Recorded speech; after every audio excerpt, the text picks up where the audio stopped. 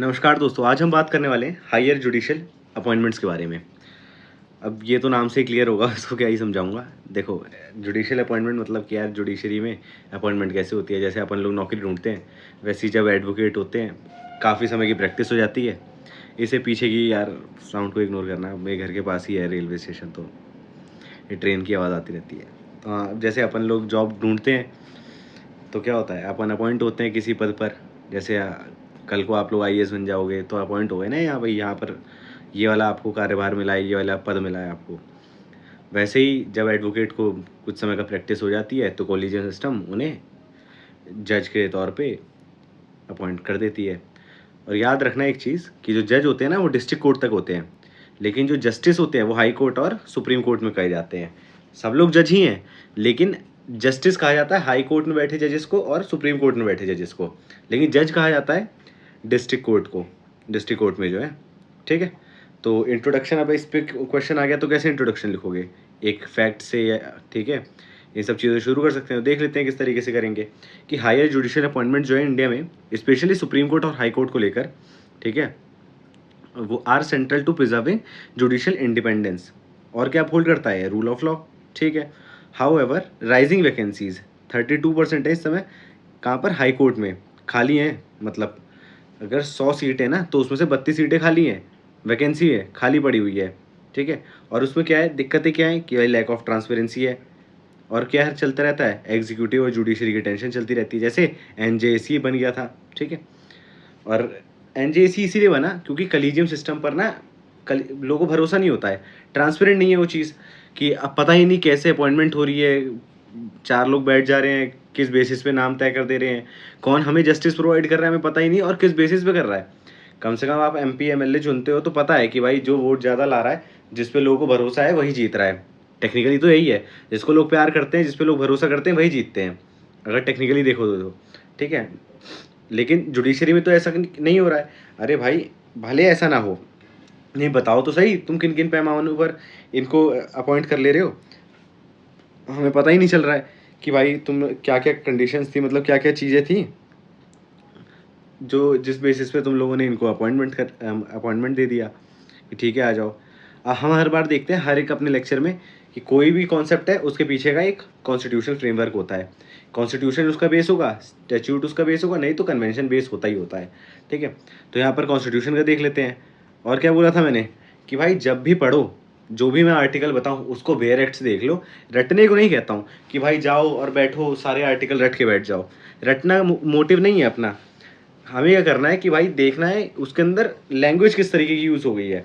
तो जब बेरेक्ट पढ़ते हैं ना, लैंग्वेज जिस तरीके की यूज़ हो रही होती है वो हमारे आंसर में झलकने लगती है। जब हम बार बार पढ़ते हैं, उसको प्रैक्टिस करते हैं, तो लगता है कि भाई कोई अच्छा लॉ का ज्ञाता इसे लिख रहा है। मतलब हिंदी ज़्यादा ही मस्त यूज़ कर देता हूँ कभी कभी, निकल जाता है फ्लो में। ठीक है, तो है आर्टिकल 124, इसमें क्या है, अपॉइंटमेंट किसका, सुप्रीम कोर्ट के जजेस का। कौन करता है इनका अपॉइंटमेंट, अरे प्रेसिडेंट साहब करते हैं। किसके कंसल्टेशन में करते हैं, सीजीआई कंसल्टेशन में। अब 2017 कह रहा हूँ, आर्टिकल 217 पे आ जाओ।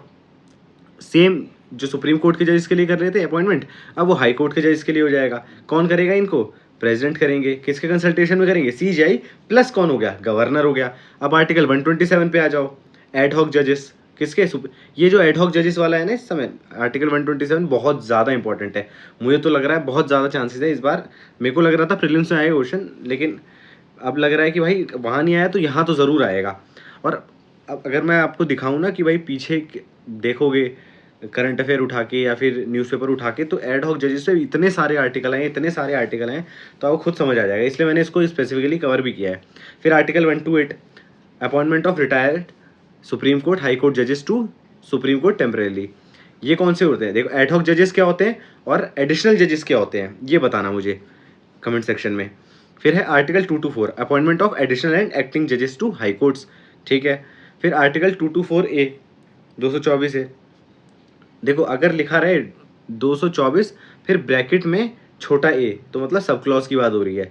लेकिन 224A आ गया, कैपिटल में आ गया, तो ये अपने आप में ही एक आर्टिकल है। ये आर्टिकल है अलग से, जैसे आर्टिकल 224 है वैसे ही आर्टिकल 224A है। ये किस चीज़ का बताता है, किसका, रिटायर्ड जजेस को अगर हाई कोर्ट में आपको अपॉइंट करना है तो उसके बारे में बताता है। कौन से कॉन्स्टिट्यूशन अमेंडमेंट एक्ट से आया था भाई? 15 से आया था। रटने की ज़रूरत नहीं है, याद मत करना। याद होता है तो ठीक है, नहीं याद रहता तो इतना लोड लेने की ज़रूरत नहीं है, ठीक। फिर है, अब क्या है, कलीजियन सिस्टम। जब भी जुडिशियल अपॉइंटमेंट की बात करते हैं तो भाई किसका नाम आ जाता है साथ में? कौन जुड़ जाता है? कलीजियन सिस्टम। राम के साथ रावण का नाम आ जाता है, ठीक है। आपके साथ आपकी गर्लफ्रेंड का नाम आ जाता है। होगी नहीं तो कहाँ से आएगा, क्या पता हो भी। मुझे तो लगता है पढ़ाई लिखाई वाले बच्चे हो, बात आती है करनी, नहीं आती होगी, चलो छोड़ो वो सब, ठीक है। SP Gupta versus union of India 1981 का केस है। इसको फर्स्ट जजेस केस भी बोलते हैं। तो है, इसमें क्या था, held consultation is not equals to concurrence, give primacy to executive. इसका मतलब इसमें कहा गया कि जो प्रेसिडेंट से कंसल्ट करना है ना सीजीआई को, इसका मतलब ये नहीं है कि जो सीजीआई की कंसल्टेशन है, जो सीजीआई ने रिकमेंड किया है वो बाइंडिंग है, ठीक। इसमें क्या हो गया, किसको फायदा हो गया? प्रेसिडेंट साहब को हो गया। प्रेसिडेंट किसकी एडवाइस पे काम करते हैं? काउंसिल ऑफ मिनिस्टर की। तो काउंसिल ऑफ मिनिस्टर ने जो एडवाइस दे दी तो वो इन पे तो बाइंडिंग है, और सीजीआई की एडवाइस बाइंडिंग नहीं है। तो सीजीआई ने नाम सजेस्ट किया, इन लोगों ने बोला नहीं ये मज़ा नहीं आ रहा है इस नाम में, कोई दूसरे बंदे को सेलेक्ट करेंगे। तो अब कुछ कर भी नहीं सकते, क्योंकि consultation is not equals to concurrence ना। मेन चीज़ यही याद रखना, कंसल्टेशन तब से बोले जा रहा हूँ, consultation is not equals to concurrence, ठीक है। पहले जज केस में है। दूसरा हो गया supreme court advocate on record association versus union of India 1993 का केस है। बताना एओआर क्या होता है? सवाल पूछता रहता हूँ, तुम लोग ज्ञान बढ़ता रहेगा यार, ठीक है। एओआर क्या होता है पता है? वैसे तो जैसे मैं एडवोकेट हूँ, ठीक है, अब लोग एडवोकेट होते हैं, लेकिन एडवोकेट ऑन रिकॉर्ड कौन से होते हैं ये बताना। Supreme court advocate on record association है वर्सेस यूनियन ऑफ इंडिया 1993 का है। इसको बोल देते हैं सेकंड जजेस केस। इसमें क्या दे दिया, प्रीमेसी किसकी हो गई? जुडिशरी की हो गई। किसमें? अपॉइंटमेंट्स में। यहाँ पर ही बना कलीजियन सिस्टम को इस्टेब्लिश कर दिया गया। पहले भी होता था, कंसल्टेशन होती थी, लेकिन यहाँ पर इस्टेब्लिश हो गया कि भाई हम इन्हीं लोगों से कंसल्ट करके प्रेसिडेंट को बता देंगे, और प्रेसिडेंट को इन्हीं का नाम सजेस्ट करना पड़ेगा, इन्हीं को अगला सीजीआई, अगला सुप्रीम कोर्ट का जज बनाना पड़ेगा। फिर है प्रेसिडेंशियल रेफरेंस था, ठीक है, 1998 का, थर्ड जजेस केस बोल देते हैं। इसमें डिफाइन कर दिया गया कॉलेजियम स्ट्रक्चर को, कौन कौन होगा। सुप्रीम कोर्ट के लिए कॉलेजियम किसको मानेंगे? Chief justice of India plus 4 senior supreme court के जजेस। अब हाई कोर्ट के लिए किसको मानेंगे? सीजीआई तो भाई सेम ही रहेंगे, हाई कोर्ट हो या सुप्रीम कोर्ट हो, सीजीआई को रखे रहो, ठीक है। प्लस कर दो 2 सीनियर हाई कोर्ट के जजेस यहाँ पर, क्योंकि हाई कोर्ट की बात आ गई ना। जैसे वोकल फॉर लोकल है, तो यहाँ पर भी वही कर दिया गया, समझ लो वोकल फॉर लोकल हो गया कि भाई हाई कोर्ट के बारे में हाई कोर्ट के बंदे बता देंगे, मतलब जजेस बता देंगे, सुप्रीम कोर्ट के बारे में सुप्रीम कोर्ट के जजेस बता देंगे। फिर बड़ा बवाल हुआ, एनजेसी जजमेंट आया 2015 में, 4 जजेस केस बोलते हैं। इसने 99th अमेंडमेंट एक्ट को खारिज कर दिया, मतलब स्ट्रक डाउन कर दिया। उसमें क्या था कि भाई जुडिशरी की जो इंडिपेंडेंस है ना, जैसे महिलाएं होती हैं उनको आजकल बहुत इंडिपेंडेंस चाहिए होती है, अच्छी बात है, चाहिए, वैसे जुडिशरी को भी चाहिए। अब समझ जाओ किस वे में चाहिए, बहुत सारी चाहिए, ठीक है। तो उनको लगता है कि भाई जो हम कर रहे हैं वो सही है, हमें बहुत सारी इंडिपेंडेंस चाहिए। मैं इस समय जुडिशरी की बात कर रहा हूँ। तो इंडिपेंडेंस ऑफ जुडिशरी को बोल दिया बेसिक स्ट्रक्चर है, तो आप कुछ कर भी नहीं सकते, मतलब लेजिस्लेचर तो कुछ नहीं कर सकता है, ठीक। फिर है स्ट्रक्चर ऑफ जुडिशरी अपॉइंटमेंट, कि स्ट्रक्चर क्या है। स्ट्रक्चर में अभी पता चल जाएगा, बात क्यों कर रहा हूँ, स्ट्रक्चर क्यों लिखा है। सुप्रीम कोर्ट होता है और एक हाई कोर्ट होता है, ठीक है। सीजीआई होते हैं, इनको ये कैसे अपॉइंट होते हैं? कन्वेंशन के बेस पे होते हैं। कौन सा है कन्वेंशन? बोला था ना, या तो लॉ होगा, या तो संविधान में आर्टिकल होगा, या तो कन्वेंशन होगा। कन्वेंशन क्या चला आ रहा था? सीनियरिटी प्रिंसिपल पे होता है कि भाई जो बड़ा है उसको बना दो सीजीआई, उस पर एक्सपीरियंस ज़्यादा है, वो कितने समय से काम कर रहा है, तो कौन बनेगा? सीनियरिटी प्रिंसिपल चलेगा यहाँ पर। तो क्या ये सीनियरिटी प्रिंसिपल कभी भंग हुआ है? मतलब भंग, अच्छे अच्छे शब्द वहाँ से इस्तेमाल करता हूँ मैं। फिर है कि मतलब कि गवर्नमेंट ने कभी ऐसा किया या प्रेसिडेंट ने कभी ऐसा किया कि भाई सीनियरिटी प्रिंसिपल को ही हम वायलेट कर देंगे और किसी दूसरे इंसान को बना देंगे? हो चुका है ऐसा, ठीक है। और अदर जजेस कौन होते हैं? वो अपॉइंटेड बाय प्रेसिडेंट। किसके किसके बेसिस पे करते हैं? कलीजियम के बेसिस पे करते हैं। कलीजियम बता दिया क्या है कि भाई सीजीआई प्लस 4 सीनियर मोस्ट किसके? सुप्रीम कोर्ट के जज। फिर है हाई कोर्ट, इनको भी कौन अपॉइंट करता है? प्रेसिडेंट अपॉइंट करते हैं। किसकी कंसल्टेशन पे? यहाँ पर भी हाई कोर्ट का कलीजियम रहता है, ठीक है, लेकिन प्लस कौन कौन होता है? रिकमेंडेशन कहाँ से आती है? हाई कोर्ट के कलीजियम से आती है, उसमें कौन होता है? CGI plus 2 senior most. ये सुप्रीम कोर्ट के जज लिख दिया क्या? ठीक है। फिर है सीजीआई, फिर गवर्नर ऑफ द स्टेट, फिर chief justice of that high court. यहाँ पर हाई कोर्ट जजेस कर लेना, CGI plus 2 senior most high court जजेस, ठीक है। बाकी देख के बताना यार कमेंट में कि सही लिखा ही नहीं लिखा, क्योंकि मैं चलो मैं चेंज कर दूंगा, अगर कुछ गलत होगा ना तो मैं बता दूंगा, ठीक है। अब टाइप ऑफ जजेस देख लेते हैं हायर जुडिशरी के अंदर कि किस किस कितने तरीके के जजेस होते हैं। एक तो परमानेंट जज हो गए, पता ही है, जो बैठे हुए हैं, जिनका जो ही है जज इस समय, जिनका नाम आ गया है कि भाई तुम्हारा सिलेक्शन हो गया है, तुम जज बन गए, ठीक है। फिर कुछ होते हैं कि भाई एडहॉक जज, काम कहीं जैसे एडहॉक बेसिस पे कोई लोग काम करने लगते हैं टेम्परेरी बेसिस पे, कि भाई जैसे मेट्रो में देखते हो एडहॉक बेसिस पे लोग काम कर रहे होते हैं, टिकट टिकट देते हैं। या हर किसी के एक रिश्तेदार तो होता है जो सरकार के अंदर काम होता है कर रहा होता है और एडहॉक बेसिस पे कर रहा होता है। मैंने तो बहुत सुना है कि मेरे यहाँ हमारे गांव के हैं कि भाई वहाँ पर एडहॉक नहीं बोलते हैं, एडहाक बेसिस बोलते हैं, एडहाक बेसिस पे हो गए। बनारस है मतलब मेरा गांव, तो वहाँ पर एडहाक बेसिस पे हो गए।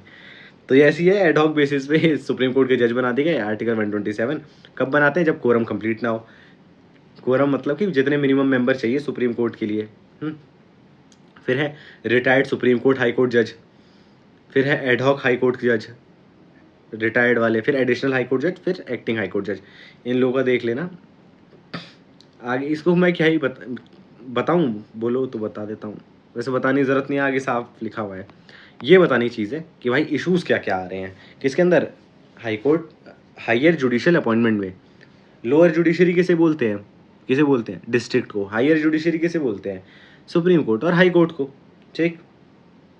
तो पहला तो यही है, सबको पता है भाई, लैक ऑफ ट्रांसपेरेंसी है कलीजियम में, कोई फॉर्मल क्राइटेरिया नहीं बता रहे, सीक्रेटिव हो रहे हो इतने ज़्यादा कि भाई पता नहीं ऐसा क्या कर रहे हो कि हमें हमें इन लोगों को ही नहीं पता चल रहा है उसको जस्टिस किससे मिलेगा, वो किस बेसिस पे सेलेक्ट हुआ है। क्या पता घूसखोरी करके हो गया हो, क्या पता भाई सच में कुछ अच्छी चीज़ें हों, क्या पता पैसे दे के हो गया हो, कभी क्या पता कुछ हो, क्या पता लिंक हो कोई, उस वजह से हो गया, पता ही नहीं चल रहा है, ठीक है। फिर एग्जीक्यूटिव का इन्फ्लुएंस तो रहता ही है, क्यों? क्योंकि उन्हीं को सेलेक्ट करना है, अपॉइंटमेंट तो वही करेंगे, ये लोग तो रिकमेंडेशन दे दिए लेकिन कोई टाइम लिमिट नहीं है ना। फिर है रिप्रेजेंटेशन वर्सेस मेरिट डायलेमा, ठीक है, वो तो होता ही है क्योंकि अंडर रिप्रेजेंटेशन है किसका, वुमेंस का, SC ST OBC है, इन लोगों को भी रिप्रेजेंटेशन नहीं मिलता है। फिर है माइनॉरिटीज़। फोर्थ में क्या है, डिले होता है, ठीक है, पता नहीं कब कितने कितने दिन तक मतलब वैकेंसी फिल ही नहीं होती है। ये तो हर एक जगह ही डिले, तो मतलब मान लो भाई कोई भी तुम गवर्नमेंट इंस्टीट्यूशन उठा लो, वहाँ तुम्हें डिले, ट्रांसपेरेंसी, ये सब चीज़ें मिल ही जाएगा, अकाउंटेबिलिटी गैप, ये सब मिल ही जाएगा। ऊपर से इन पे एलिगेशन इतने लगते हैं, जितने बॉलीवुड पे क्या लगते होंगे, एलिगेशंस ऑफ नेपोटिज्म।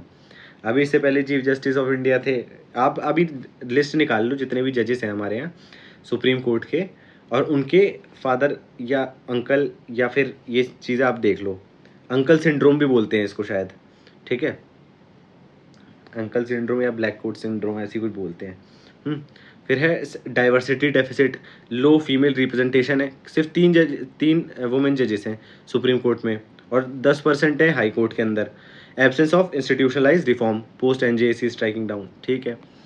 फिर सुप्रीम कोर्ट ने कुछ गाइडलाइन दे दी होगी किस पे, एडहॉक हाई कोर्ट के जजेस पे, ये कैसे अपॉइंटमेंट होगी, आर्टिकल 224A में लिखा हुआ है। ओरिजिनली गाइडलाइंस किससे है, लोक प्रहारी 2021 इन मतलब, ठीक है, उसमें क्या क्या था, लोक प्रहारी एक NGO है शायद, उसके बेसिस पे है हाँ NGO ही है। उस एक केस हुआ था तो उसमें ये सारी चीज़ें निकल के आई थी कि 20% वैकेंसी है कहाँ पर, हाई कोर्ट में 10, ये सब फैक्ट डाल देना आंसर के अंदर। जो बोल रहा हूँ याद करने को वो तो याद करना है, जो बोल रहा हूँ कि भाई ऐसे ही है तो उसको देख लेना, अगर याद हो जाए तो कर लेना, नहीं हो तो कोई बात नहीं, हो जाए तो सोने पे सुहागा कि भाई लोगों को 10 चीज़ें याद थी, तुम्हें 12 चीज़ें याद थी बस। फिर है specific case type pending more than 5 years, more than 5 years है तो ये देख लो। फिर है 2025 की अपडेटेड गाइडलाइन क्या है, 20% वैकेंसी रूल जो है रिमूव्ड, क्यों, फ्लेक्सिबिलिटी हो जाए। फिर है एडहॉक और रिटायर्ड जजेस cap to less than 10% of total sanctioned strength. फिर है can only hear criminal appeal to clear backlog faster, हाँ सही बात है, क्या कर सकते हैं, सिर्फ क्रिमिनल अपील हियर कर सकते हैं, कितने हो सकते हैं, लेस देन 10% हो सकते हैं टोटल स्ट्रेंथ के, ठीक है। ये प्रमोट करता है judicial efficiency without waiting for regular appointments.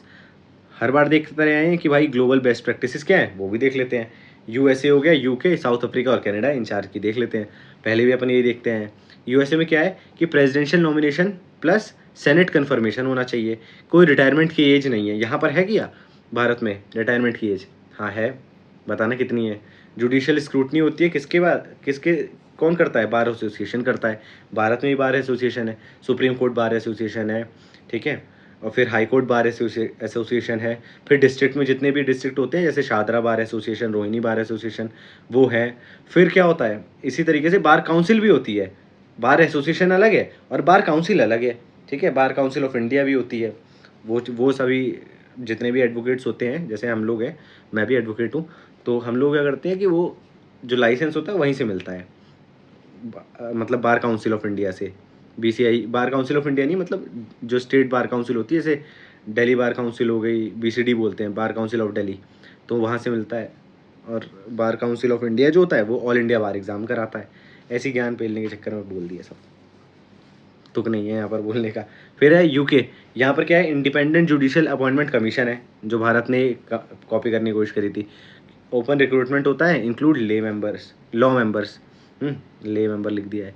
फिर है, इसका गेम करूँगा जो बना रहा है ना, इसे बनवा रहा हूँ मैं, ये अपना टाइप करवाता हूँ। फिर है साउथ अफ्रीका में judicial service commission, JSC 23 member की बॉडी है जो एडवाइस करती है प्रेसिडेंट को। कनाडा में क्या है, इंडिपेंडेंट जुडिशियल एडवाइजरी कमेटी है, रिकमेंड करती है candidate for supreme court appointment. अब कुछ रिसेंट रिफॉर्म और सजेशन देख लेते हैं अपन। इसमें क्या है भाई, जो हमेशा क्या करना है, जो पहले गलतियां हुई हैं उसको सुधार लो, वही इंसान बढ़िया है और वही आंसर बढ़िया है। जो इंसान पीछे ही गलतियां कर लिया और आगे उसको सुधार लिया, गलतियां हर कोई करता है यार, और करनी भी चाहिए।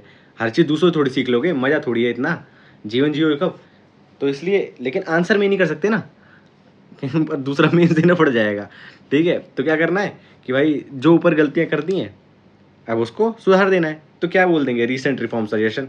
अगर नहीं भी लिखा हो ना भाई, मेरी बात सुनो तुम लोग, अगर वे फॉरवर्ड लिख रहे हो तो वे फॉरवर्ड को बहुत ज़्यादा इंपैक्टफुल बनाना है तो लिख दो रिसेंट रिफॉर्म सजेशंस, ठीक है। लगता है सामने वाले को पढ़ के कि भाई लग रहा है रिपोर्ट पढ़ के आया है कुछ, अगला लग रहा है रिसर्च पेपर पढ़ रहा था कुछ, वहीं से उठा के लाया है आंसर में, भले तुमने अपने दिमाग से सोच के लिख दिया है ना। फिर है, और हाँ कहीं कहीं यार ये भी कर सकते हो, किसी जैसे किसी रिपोर्ट का नाम लिख दिया, जैसे लॉ कमीशन वगैरह, जैसे 214वीं लॉ कमीशन है ना, तो ऐसे कोई 212 करके कुछ एकदम अतरंगा मत लिख देना, करके लिखाना, कोई दिक्कत नहीं है। इतना फालतू लोगों ने वो बनाया रखा है कि भाई हर चीज़ आनी चाहिए। अरे हर चीज़ कहाँ से आएगी, इंसान है कि पेन ड्राइव लिए घूम रहा है दिमाग में, है ना। तो नेशनल जुडिशियल सर्विस बना दो, किसने रिकमेंड किया था? 214वीं लॉ कमीशन ने रिकमेंड किया था, जिससे प्रोफेशनलाइज हो जाए lower judiciary. Application based selection हो, कॉल फॉर फॉर्मल एप्लीकेशन और नॉमिनेशन, इंक्लूड करो एटलीस्ट 1 वुमेन जज। एटलीस्ट है भाई, एक वुमेन जज तो इंक्लूड कर लो सुप्रीम कोर्ट के कलीजियम में, रिगार्डलेस ऑफ सीनियरिटी, कि भाई भले सीनियर हो जूनियर हो कुछ भी हो, ठीक है। एक सेकंड यार, पानी पी लूँ।